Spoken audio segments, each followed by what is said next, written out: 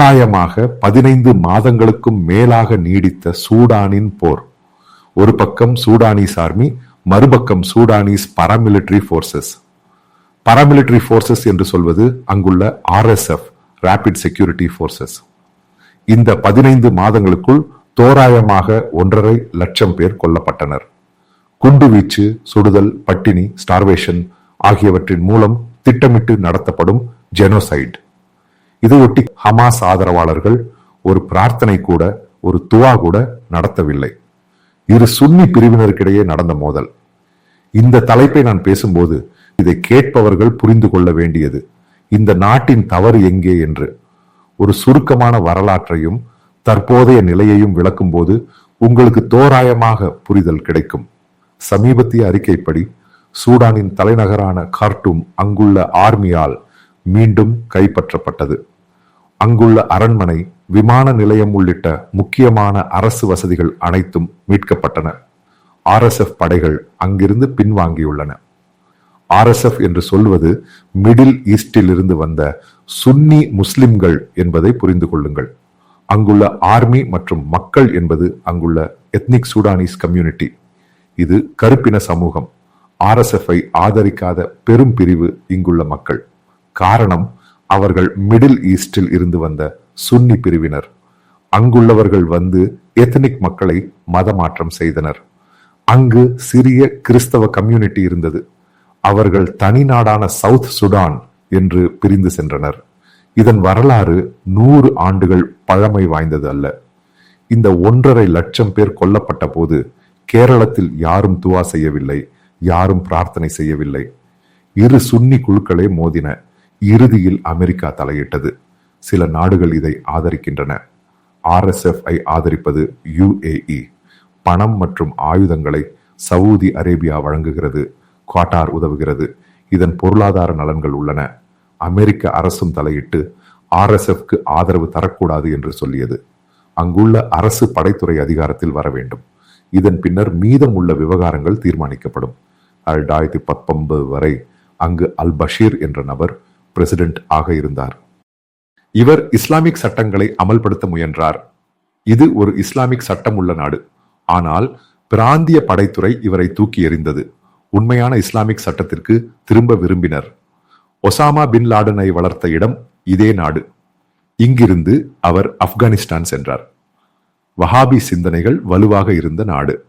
படைத்துறை தலைவர் அல் பஷீர் ஐ நீக்கி நவீன ஜனநாயக டிரான்சிஷன் கவர்மெண்ட் ஐ நிறுவினார். தேர்தலுக்கு பிறகு அவர் பதவி விலகுவார். இவரை ஈஜிப்ட் ஆதரித்தது. RSF-ஐ UAE, சவுதி, கட்டார் ஆதரிக்கின்றன. சூடான் ஆப்பிரிக்கான் ஃபுட் பாஸ்கெட் என அறியப்படுகிறது. நைல் நதியின் ஒயிட் நைல் மற்றும் ப்ளூ நைல் சூடானில் இணைகின்றன. UAE மற்றும் அரேபிய நாடுகள் இங்கு விவசாய நிலங்களை குத்தகைக்கு எடுத்துள்ளன. உலகின் மிகப்பெரிய கோல்டு கிடைக்கும் நாடு சூடான். மிடில் ஈஸ்ட் நாடுகளின் பொருளாதார நலன்கள் இங்கு உள்ளன. RSF இந்த பாதுகாப்பை உறுதி செய்ய உதவியது. புதிய ஆர்மி தலைவர் இஸ்லாமிக் நாடு விரும்பவில்லை, ஜனநாயகம் போதும் என்றார். ஆனால் RSF தலைவர் இஸ்லாமிக் நாடு விரும்புகிறார். இதுவே மோதலின் மூலம்.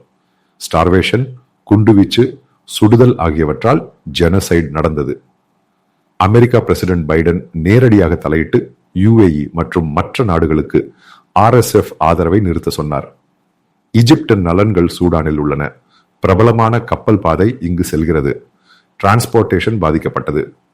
அமெரிக்காவின் சப்ளை சேனிடர்படும் என்பதால் தலையிட்டது. தற்போது ஆட்சியில் உள்ளவர்களை ஆட்சி செய்ய விடுங்கள், பின்னர் தேர்தல் நடக்கட்டும். ஈஜிப்ட் ஆர்மி தலைவருக்கு நிதி மற்றும் ஆயுத உதவி செய்தது.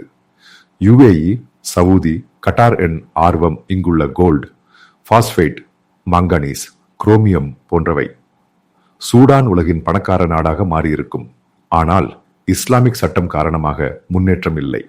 சவுத் சூடானில் கிறிஸ்தவர்கள் தனியாக பிரிந்தனர்.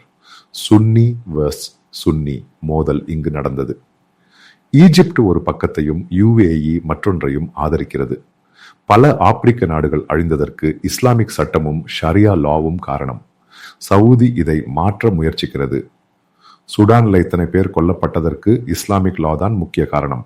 ஜனநாயகம் இருந்தால் இது நடந்திருக்காது. சுடான் நகரங்கள் அழிக்கப்பட்டன. இஸ்லாமிக் நம்பிக்கையுள்ள இரு குழுக்களே இதை செய்தனர்.